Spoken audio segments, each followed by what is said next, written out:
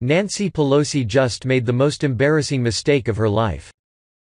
Nancy Pelosi and the Democrats are feeling confident. They believe they are just weeks away from taking back power. But then Nancy Pelosi gave one interview and now all hell is breaking loose. Pelosi's overconfidence leads to critical error. Journalists predict the Democrats will win back the House of Representatives.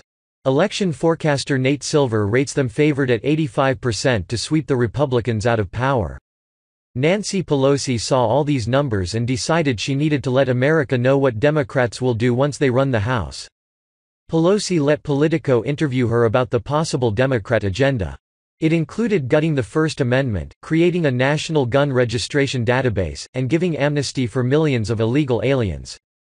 Politico exclusively reports. Similar to 2007, the first time Pelosi took the Speaker's gavel, House Democrats plan to introduce a package for campaign finance reform as their first bill of the 116th Congress.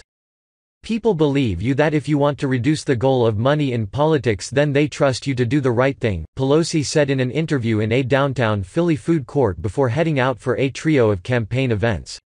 After that, Pelosi said, Democrats are looking at lowering drug prices and then will try to work with Republicans on a gun background check bill and protecting so-called dreamers, undocumented immigrants who were brought to the U.S. as children.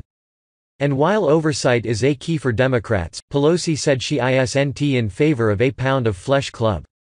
In particular, she said, she would like Democrats to make sure there is integrity in the U.S. voting system and allow for standards to be put in place that states could implement. Pelosi running on the failed Obama-Clinton agenda. Pelosi promised the exact same agenda that Hillary Clinton ran on in 2016. Clinton campaigned on a third term for Barack Obama.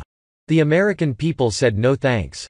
Experts believe Pelosi blundered by revealing what they plan to do once in power. No one thought that was a good idea. To win back the House, Democrats must flip 2 Republican-held seats. These are in districts where the Democrats' far-left agenda is not popular. But Democrats could have counted on GOP voters not being enthusiastic about voting for Republicans who haven't fought to pass Donald Trump's agenda. However, if Republican voters see that Pelosi and the Democrats want to trample the Constitution and impeach Trump, they may turn out to vote.